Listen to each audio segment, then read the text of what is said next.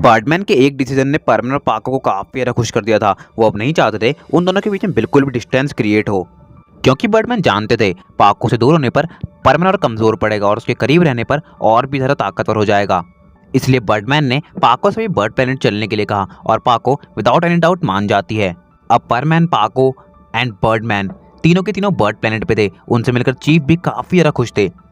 कुछ देर बात करने के बाद चीफ उन दोनों को वहां से जाने के लिए कहते हैं ताकि वो आगे होने वाली चीजों के बारे में बर्डमैन के साथ डिस्कस कर सकें।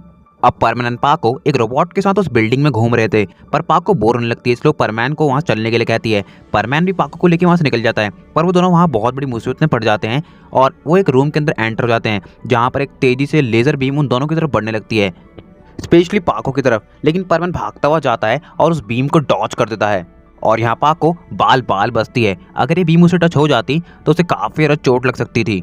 लेकिन इन सभी चीजों के बीच में परमैन के हाथ पे कुछ चोटें आ जाती है। पाको भागते हुए परमैन के पास जाती है और उससे पूछती है तुम ठीक तो हो ना? परमैन बोलता है हाँ मैं ठीक हूँ, तुम्हें तो कुछ नहीं हुआ ना? पाको बोलती है नहीं मुझे भी कुछ नहीं हुआ। पर ये सब था क्या?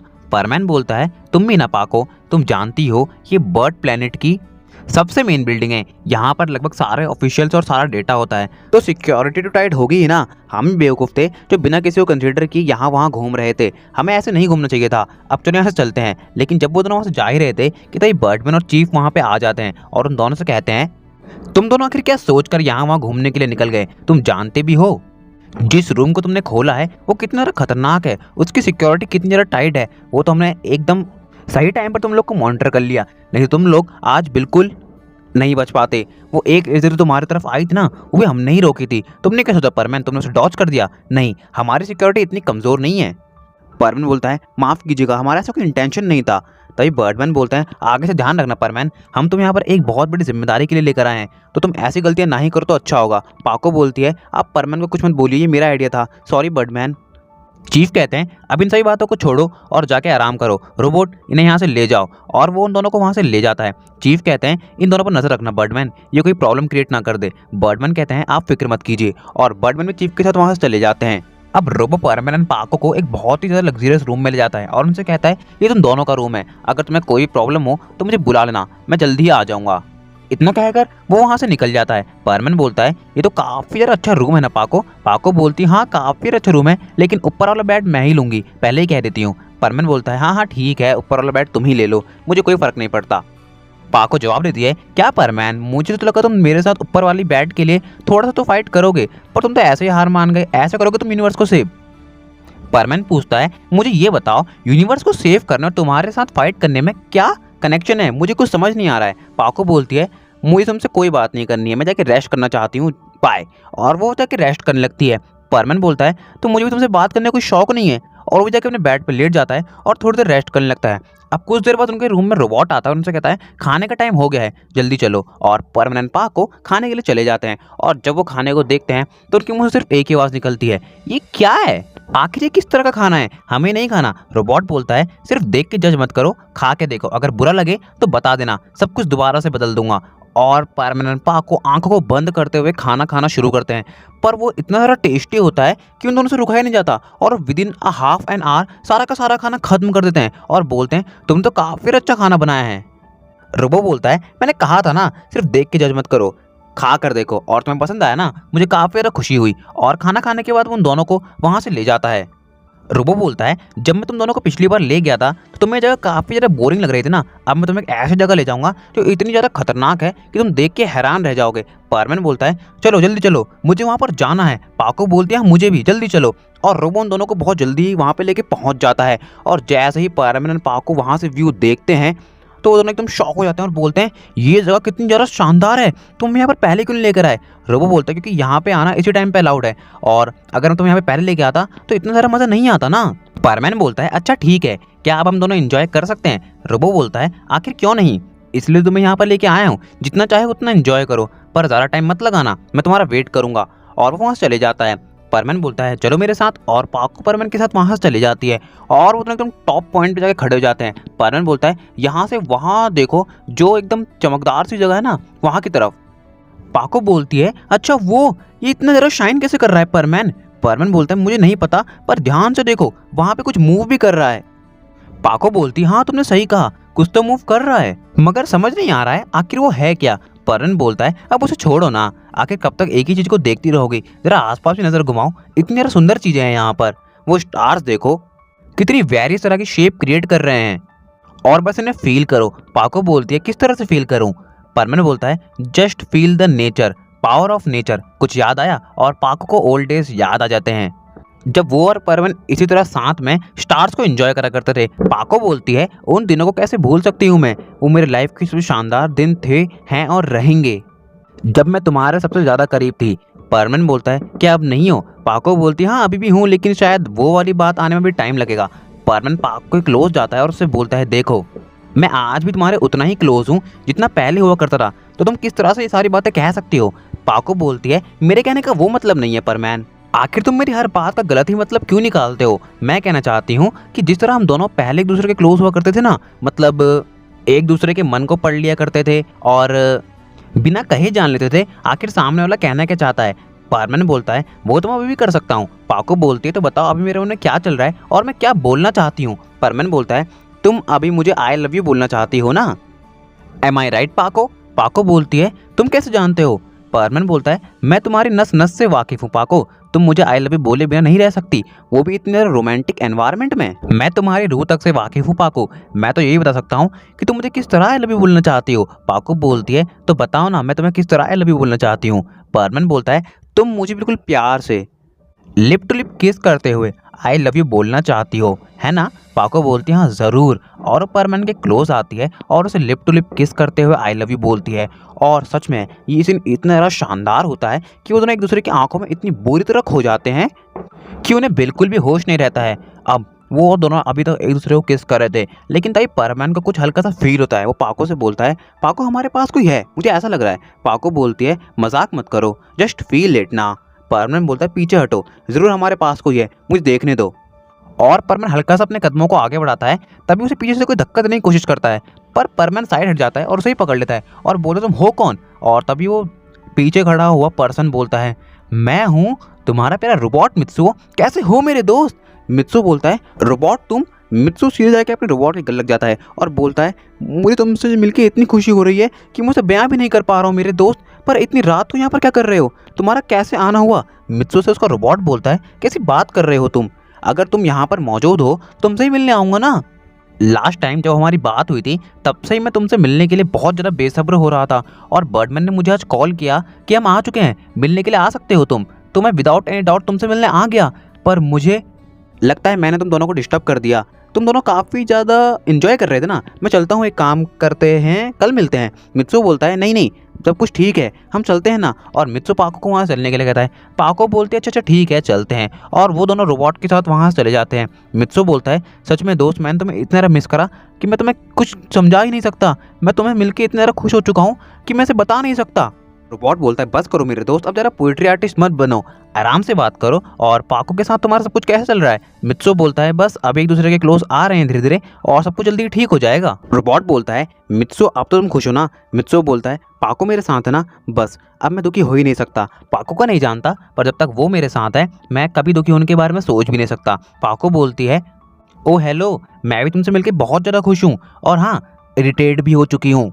रोबोट बोलता है तुम दोनों से लड़ा मत करो, लड़ते हुए अच्छे नहीं लगते हो। परवीन बोलता है मैं जानता हूँ हम दोनों लड़ते हुए अच्छे नहीं लगते, पर बिना लड़े मजा भी तो नहीं आता। रोबोट बोलता है जैसे तुम चाहो मेरे दोस्त, लेकिन पाको मैं बस इतना चाहता हूँ कि अब तुम मेरे दोस्त को कभी मत छोड़ना, वो तुम्हारे बिना दुखी हो जाता है। तुम जानती हो वो तुमसे कितना ज़्यादा प्यार करता है, और मैं ये भी समझता हूँ कि इन 3 सालों में मित्सु का क्या हाल हुआ होगा। मेरी तुमसे रिक्वेस्ट है आज के बाद मित्सु से कभी दूर मत होना, मैं इस बात का तुमसे प्रॉमिस मांगता हूँ। पाको बोलती है मैं तुमसे प्रॉमिस करती हूँ रोबोट, मैं आज के बाद अपने मित्सु से कभी दूर नहीं होंगी। मैं जानती हूँ वो मेरे बिना नहीं रह सकता, और जब मैं उससे दूर हुई तो मैं भी कितनी ज़्यादा दुखी थी, मैं उस बात को डिफाइन नहीं कर सकती हूँ।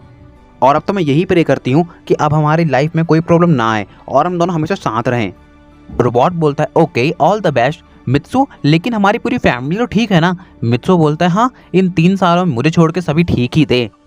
पाको बोलती है तुम मुझे फिर से टॉन्ट कर रहे हो मित्सु। मित्सु बोलता है मैं तुम्हें टॉन्ट नहीं कर रहा हूँ पाको, मैं बस बता रहा हूँ पाको बोलती है तो ऐसी बातें कहो ही मत ना जिससे हम दोनों के बीच में आर्ग्यूमेंट्स क्रिएट हो। रोबोट बोलता है जस्ट लीव इट गाइस, अब चलो, अभी खुशी मनाने का टाइम है, लड़कर कुछ नहीं होगा, चलो मजा करते हैं। और रोबोट मित्सु और पाको के रूम में जाता है और कहता है तुम दोनों को तो काफी अच्छा रूम मिला है, जब मैं यहाँ पर आया था ना तो मुझे बिल्कुल बेकार सा रूम दिया गया था, तुम दोनों बहुत ज़्यादा लकी हो। लेकिन तभी मित्सु के माइंड में एक बात ट्रिगर करती है और वो बोलता है रोबोट मुझे एक बात बताओ, तुम अभी भी मेरे फेस को कैसे कंटेन कर रहे हो?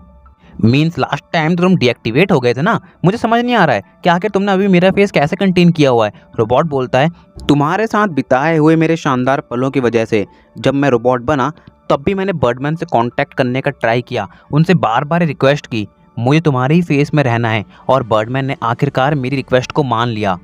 मेरी इंजीनियरिंग के थ्रू उन्होंने तुम्हारी यादों को निकाला और मुझे परमानेंटली तुम्हारा फेस दे दिया, और अब मैं बहुत ज़्यादा खुश हूँ क्योंकि मैं भी तो मित्सुसुआ हूँ ना, तुम्हारी फैमिली का एक हिस्सा। मित्सु बोलता है हाँ ज़रूर मेरे दोस्त, तुम भी मित्सुसुआ ही हो, बस एक रोबोट के रूप में ना। मित्सु को रोबोट बोलता है अब मजाक मत करो, और वो सभी लोग हंसने लगते हैं।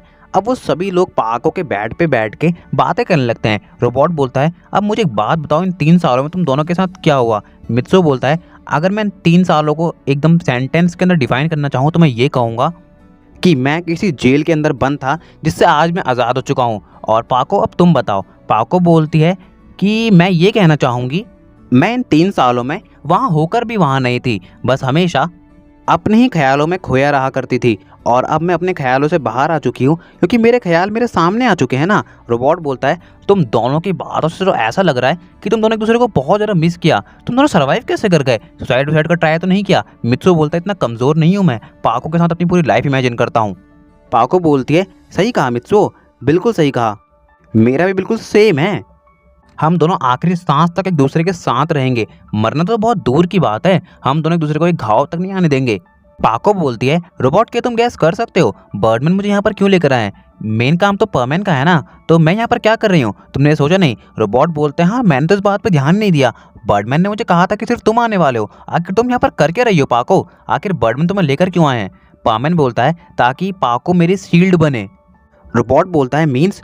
परमैन बोलता है बर्डमैन का मानना है मैं और पाको जितना क्लोज रहेंगे उतनी ही मेरी पावर बढ़ेगी, और जितनी मेरी पावर बढ़ेगी उतने हमारे जीतने के चांस बढ़ेंगे ना, इसलिए पाको मेरे साथ है। रोबोट बोलता है बर्डमैन ने बिल्कुल ठीक सोचा। पामैन बोलता है और साथ ही साथ हम दोनों भी एक दूसरे से अब दूर नहीं होना चाहते, हम चाहते हैं हम जितना हो सके एक दूसरे के साथ रहें। अब उन लोगों की बातें चली रही थी कि इसी बीच वो दूसरा वाला रोबोट रूम में आता है और कहता है अब सोने का टाइम हो चुका है, जल्दी सो जाओ नहीं तो कल सुबह नहीं उठ पाओगे। पामैन बोलता है हाँ लगता है ये सही कह रहा है, हमें कल चीफ से मिलना भी है, तो अभी सो जाते हैं रोबोट, बाकी बातें हम कल जरूर करेंगे। रोबोट बोलता है अच्छा ठीक है तो मैं चलता हूँ। इतना कहते हुए रोबोट उनके रूम चले जाता है। पामैन बोलता है पाको सो जाएं। पाको बोलती क्या इतनी जल्दी, मुझे और बातें करनी है। पामैन बोलता है लेकिन अगर हम दोनों अभी नहीं सोए तो हम कल टाइम पे नहीं उठ पाएंगे ना। पाको बोलती है चलो अपनी आंखें बंद करो और मैं तुम्हारी बैग पर कुछ लिखूंगी, बताना वो क्या है। परमैन बोलता है अच्छा ठीक है। वो अपनी आंखें बंद करता है और पाको उसकी बैग पर लिखना स्टार्ट करती है। कुछ देर बाद परमैन बोलता है मुझे पता है तुम गुड नाइट लिख रही हो, और इतना कहते हुए परमैन अपनी आंखें खोलता है तो वो देखता है पाको तो कब की सोने के लिए जा चुकी है। परमैन बोलता है ये पाको भी ना न जाने कब सुधरेगी, और परमैन पाको के पास जाता है, उसका हाथ पकड़ता है और उस पर किस करते हुए खुद भी सोने के लिए चले जाता है। अब नेक्स्ट डे हम देखते हैं परमैन पाको टाइम पे नहीं उठ पाते, तो उन दोनों को उठाने के लिए रोबोट उनके रूम में आता है और कहता है मित्सुओ पाको जल्दी उठ जाओ, चीफ तुम्हारा वेट कर रहे हैं, गुस्सा हो रहे हैं, तुम दोनों अभी तक क्यों नहीं उठे? मित्सु बोलता है ओ माय गॉड हम दोनों तो बहुत लेट हो गए, सॉरी। रोबोट बोलता है सॉरी मत बोलो, जल्दी तैयार हो जाओ, और मित्सु पाको को भी उठाता है। पाको बोलती है अच्छा अच्छा ठीक है हम तैयार होते हैं, तुम बाहर जाओ, और विद इन 2 मिनट्स वो दोनों तैयार हो जाते हैं और रोबोट के साथ वहाँ से निकल जाते हैं। जब वो दोनों चीफ के सामने पहुँचते हैं तो वो लेट आने के लिए सॉरी बोलते हैं। चीफ कहते हैं अब सॉरी मत बोलो मित्सु, अब तुम जाके मशीन के अंदर खड़े हो जाओ और ट्रेनिंग की तैयारी शुरू करो। परमैन जाकर उस मशीन पे खड़ा हो जाता है। चीफ बोलते हैं इस मशीन का नाम है डेडली कॉम्बैक्ट, और तुम समझ सकते हो जिस मशीन का नाम ही डेडली से शुरू हो तो कितनी ज़्यादा खतरनाक होगी। मैं एक बार पहले ही क्लियर कर दे रहा हूँ, ट्रेनिंग बिल्कुल आसान नहीं होने वाली, एक छोटी सी चूक तुम्हारी जान पर खतरा बन सकती है, तो ध्यान रखना। परमैन बोलता है मैं पूरा ध्यान रखूँगा, आप स्टार्ट कीजिए। चीफ बोलते हैं एक बात और बता दूँ, सामने से जो लेज़र बीम आएगी तुम्हें उसे अपनी पावर से रोकना है, और अगर तुम ऐसा नहीं कर पाए तो तुम नीचे जलते हुए लावा में गिर सकते हो, और शायद तुम्हें बचाने के लिए कोई आए भी ना, तो पूरा ट्राई करना। लेज़र की पावर बहुत ज़्यादा स्लो होगी तो तुम्हें कोई प्रॉब्लम नहीं होगी इसे रोकने में, और फिर अगर तुम नहीं रोक पाए तो तुम नीचे लावा में गिर जाओगे और कोई मदद करने के लिए नहीं आएगा। एक बार दोबारा बता देता हूँ। मित्सुओ बोलता है आप शुरू तो कीजिए और चीफ उस मशीन को स्टार्ट करते हैं। मित्सुओ काफ़ी देर अच्छा कर रहा था।